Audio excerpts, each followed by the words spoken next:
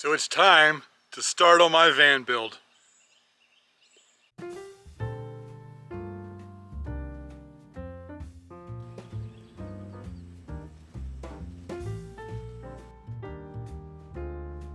Here we go.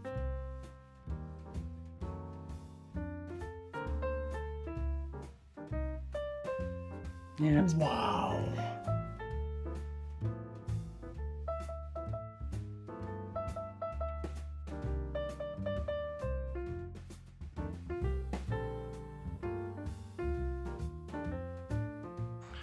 Hey everybody, I'm Bill with Live Simple, Live Free, and yes indeed I'm going to start building out my camper van.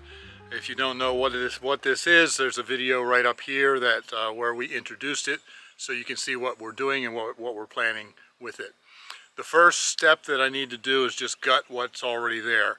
Take up the floor matting and take up all the plastic around the edges and get down to the bare metal so that I can figure out what I'm doing.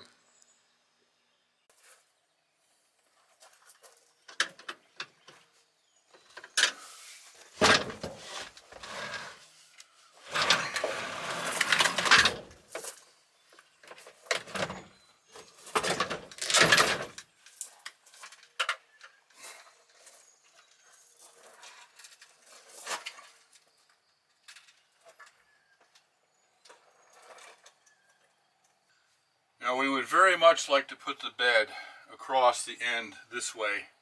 That'd be a real space saver compared to putting it this way. Give us a lot more room up there for cabinets and cooking and sinks and whatever we do up there. The problem is this isn't wide enough. If I look at this, it's only 5 feet 6. I'm 6 feet tall. Just over 6 feet tall.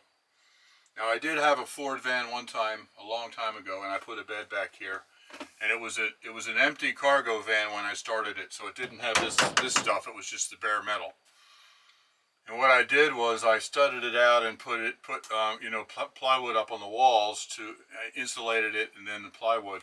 But right here and right here, I left a hole that went all the way out to the bare metal, and that made it just over 6 feet. And I was able to actually sleep in it just by having a hole there that my feet would go into, and it actually worked. So I'm going to, this is an awful lot of space here that's taken up by all this plastic stuff. I'm going to take all of this plastic off and see if I can get it wide enough. Also, this right here is the rear heater. And I was very excited when I first discovered it because it's a diesel heater. It runs off of the diesel fuel coming right out of the fuel tank. And so I thought, great, I wanted to get one of those anyway, so I thought we're going to be able to have heat at night when we're sleeping. That's great. But then when I looked at it a little bit further, I found out that the fuel line from this runs up into the engine, and I don't think this will work unless the engine is actually running, because I think the fuel pump on the engine is what supplies the fuel for this diesel heater back here. So that was quite a disappointment. But I'm going to probably leave it in place, take all this plastic stuff off, and see if I can build the bed just above that heater if I have enough width. If I don't have enough width, then we're going to have to go this way, and that would be a disappointment.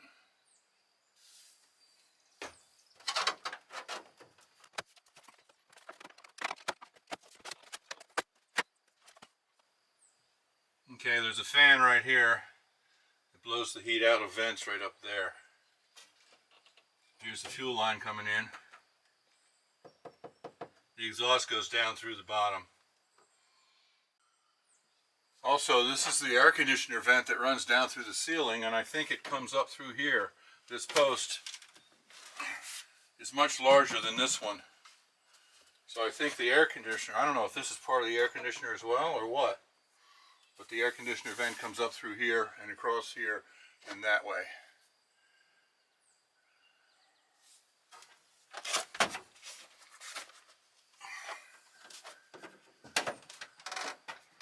Alright, taking all of this apart is going to be really tedious, so I don't think I will keep the camera running for this. That would be quite boring.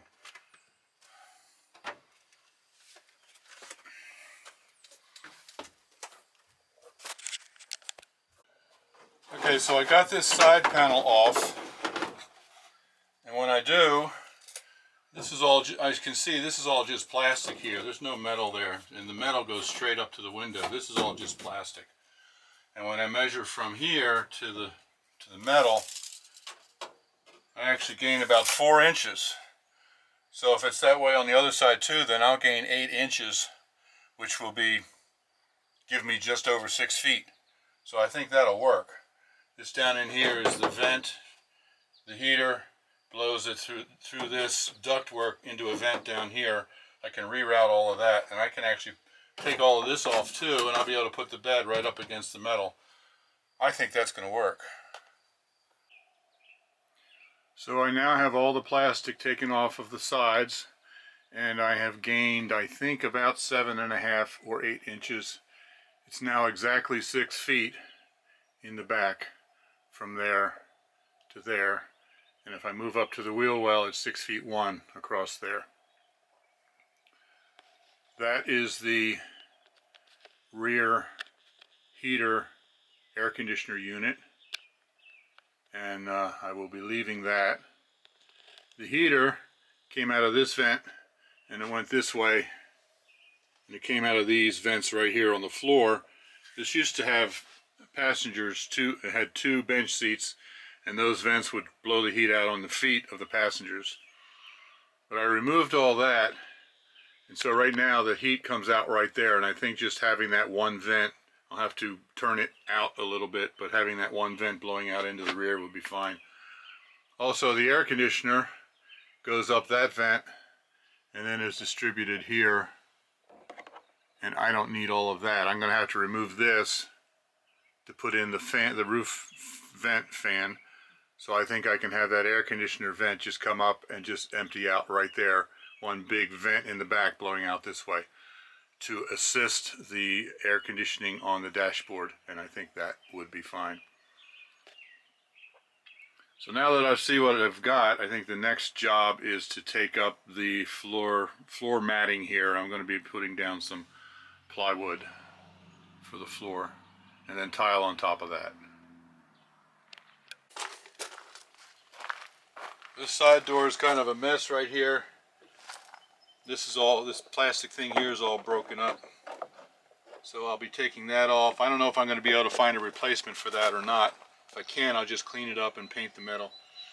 And all of this right in here is really nasty. It was like diesel fuel or something, I don't know, spilled on there, and it's all sticky and you don't want to touch it, so I'm just going to get rid of all of that.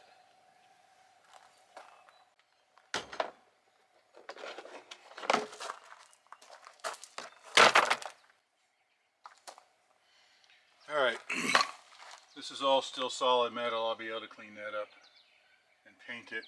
I hope I can find another piece, plastic piece like the step I just took out, to cover this, because there's a groove here. If I can't, then I'll just have to put a piece of plywood or something on there to cover it up with some tile.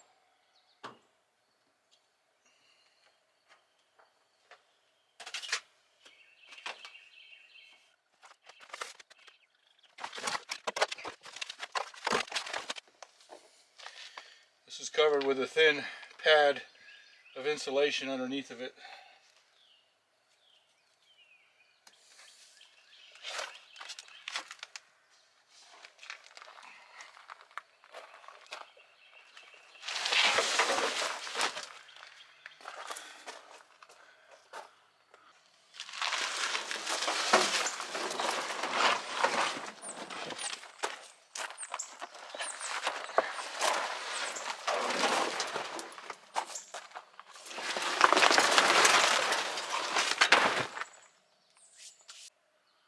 Okay, this is actually looking very good. I'm very happy with this. There's virtually no rust.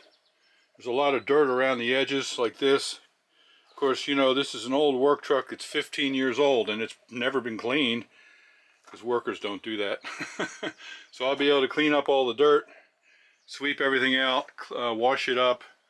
Any little spots like right here where there's a little bit of rust, I'll just sand that down a little and put some paint on there. And yeah, this is just looking really good. You never know until after you pull the mat up what you're getting yourself into, and there was a possibility that there was a lot of rust here, but this is a good solid vehicle. I'm very happy with that. Now this Econoline is just like our pickup. It's too tall for Elizabeth to be able to get into easily. And on the pickup, at first, she was using a collapsible stool, and she'd put it down, she'd climb in, and then she'd pull the stool up with a string. But then I discovered that I could install running boards on the pickup, and that took care of it. She just stepped right onto the running board and stepped right up into the truck. That solved the problem.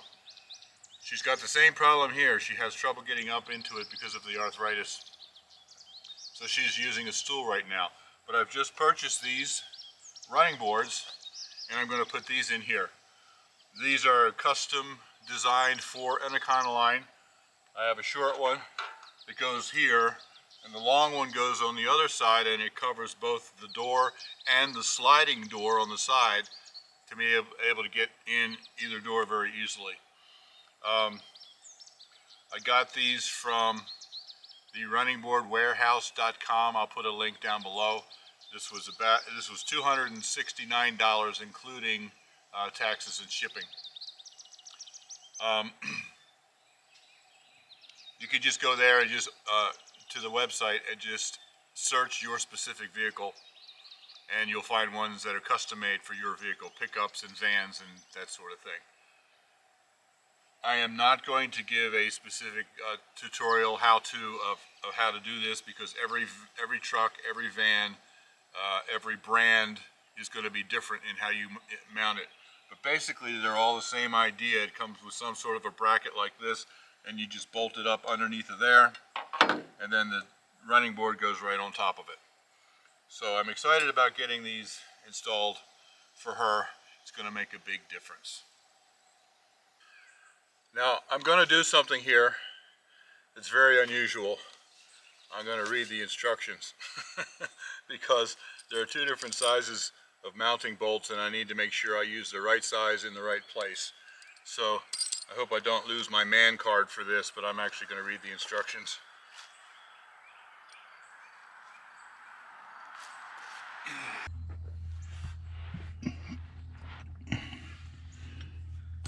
Now, like I said, each one of these is designed specifically for the vehicle that you're mounting it on.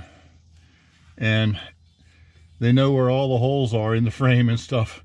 So there's a hole here which got a rubber plug in it. I have to take that out. And then this goes right in there, bolts into that hole. And this one bolts through this little hole right here. And each bracket is different. That's why I have to read the directions. Each bracket is shaped different because each one has the holes in a different place. And I got 2 over here to mount and 4 over on the other side where it's longer.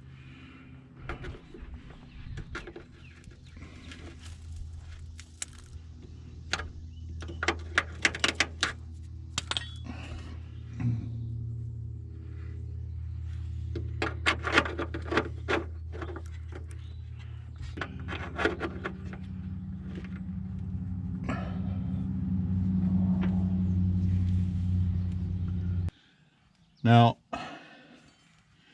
this mounts on here like this. Screw goes through here. There's a hole there. I'm supposed to put this clip on so I can put another screw in here.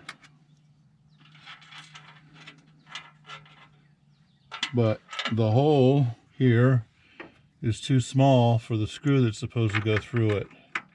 So I'm going to have to drill that hole out to fit this 8mm bolt.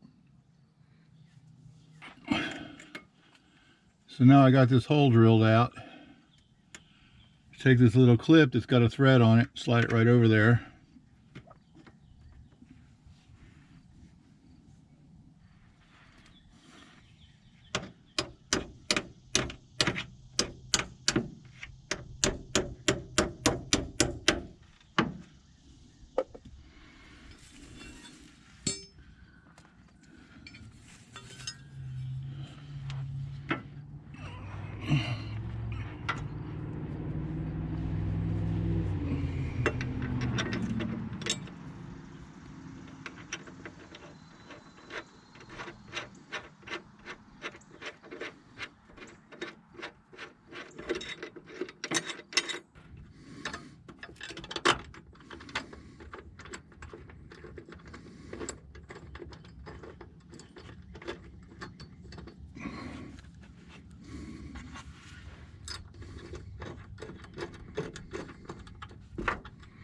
All right, so that's how that goes on. Now I just have to tighten these down.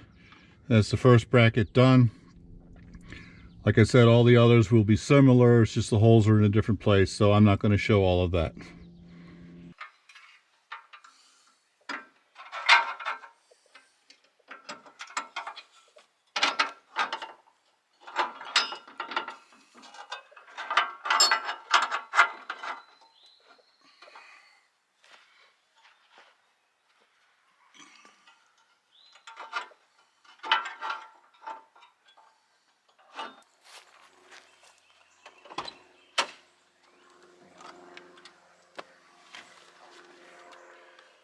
Perfect.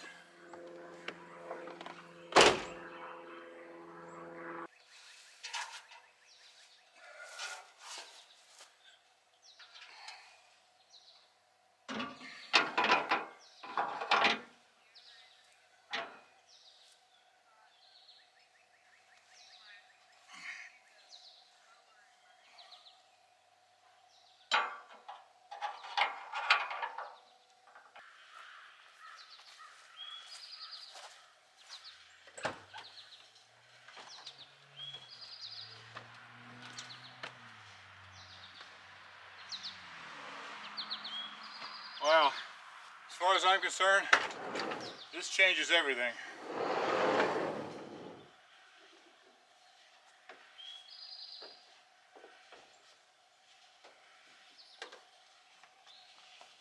This is fabulous.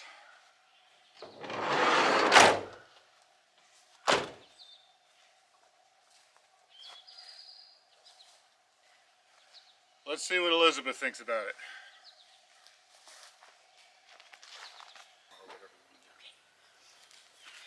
All right, babe. It's done. This Ready. look. Go ahead. It's ready to go. This looks great. It seems really like, oh man, rock solid, sturdy. Yep. Cool. Thank you. I'm excited about being able to get up into here easily. But like if we're camping somewhere or parked somewhere, being able to get up into here easily is going to be wonderful. Yep. So I'm glad it's this long. Let's see what I can do here. All right.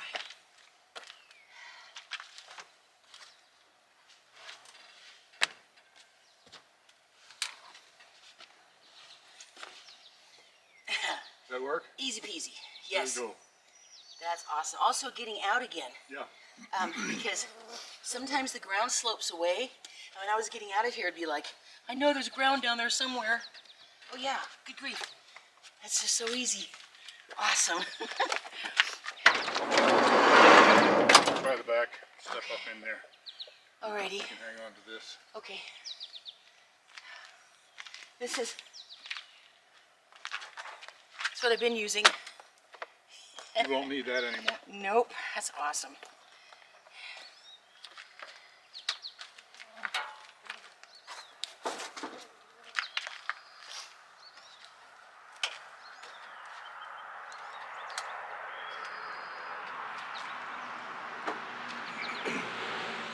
Yeah.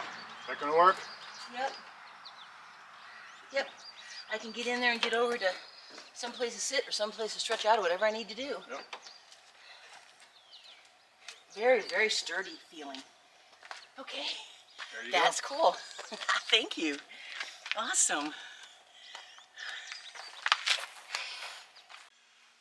So a lot of people have commented on our first video when we introduced the van. Yeah. You guys are really into it, That's- even as much as we are. That's really cool. Yeah, thank you for that. My chair's sinking into the ground. I'm getting shorter and shorter. we had a lot of rain recently. I wish we could share it with people that need the rain so badly right now.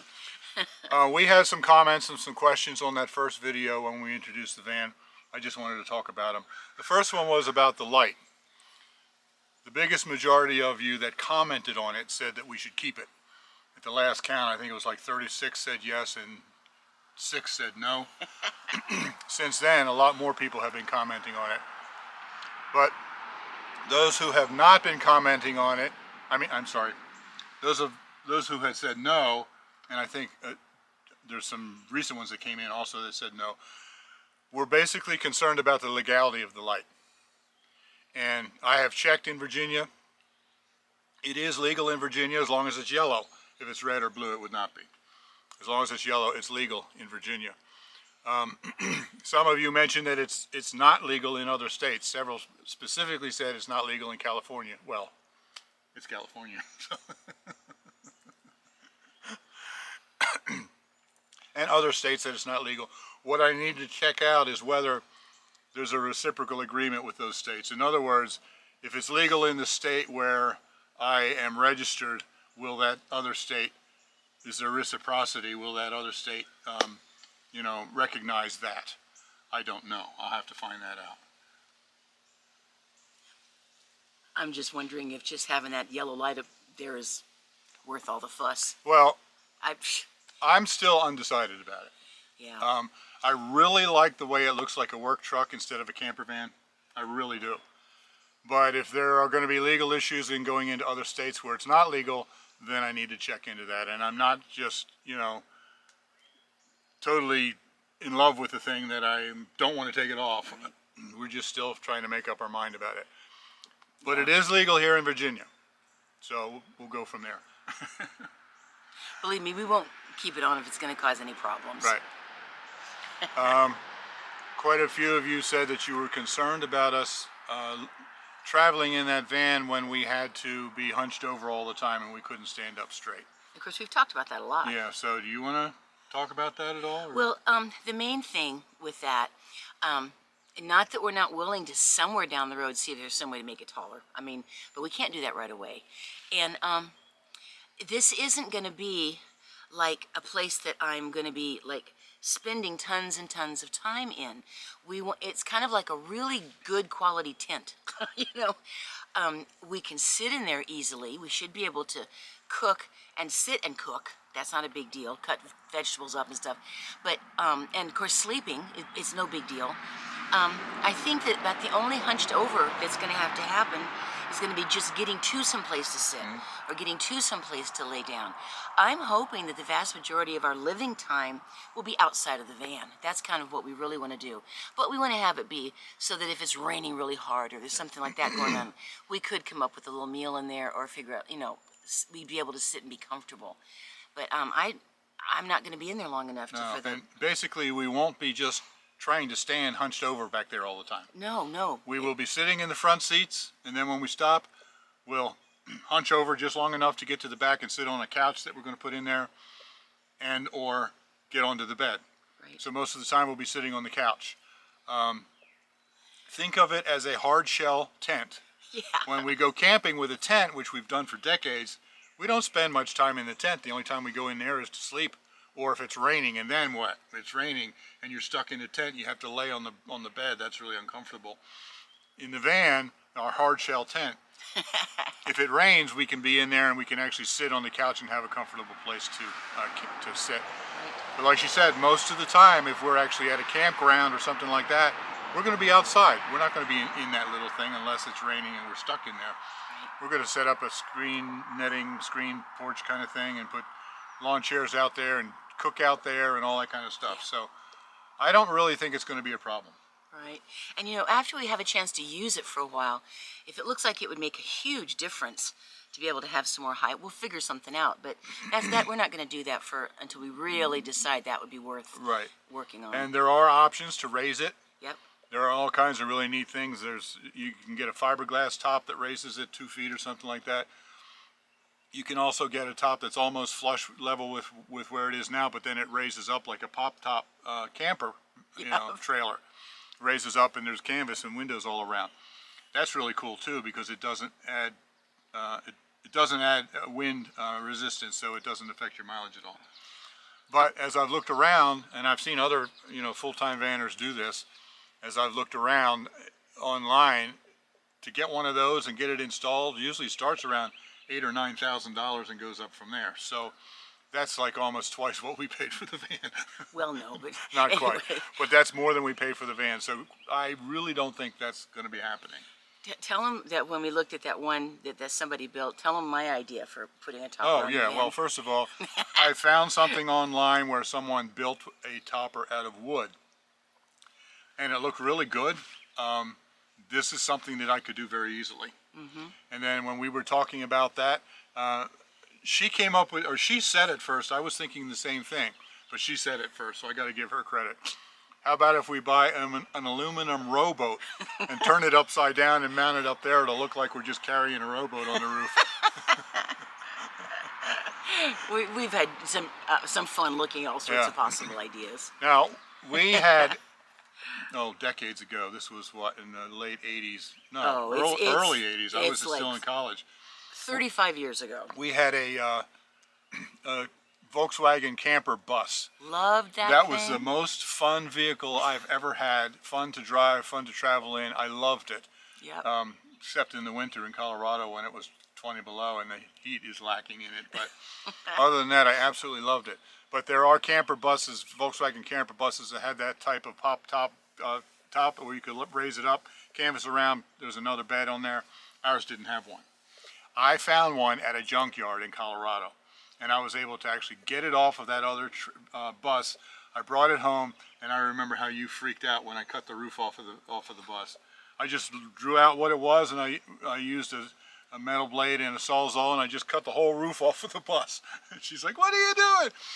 But I got it mounted, and it worked perfectly. So I have the ability to do something like that if I can find something in a junkyard. I haven't even started looking. But I think, we need to make this trip out west and decide whether this is something we really want to keep and whether it's really going to work for us. And whether we need to raise the roof. Whether we need to, yeah. But at any rate, that's something that we'll be able to do, I think, at any time in the future. I have got to tell a little bit more about that Volkswagen Topper.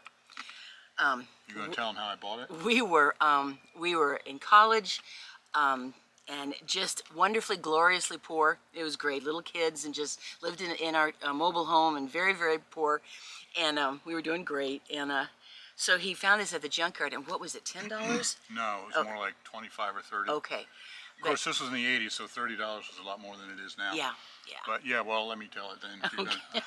I just thought it was great. They had a special deal at the junkyard. They had 2 lines drawn on the ground. It was about 15 feet apart or something like that. And you could get anything that you could carry without touching the ground between the 2 lines for $30.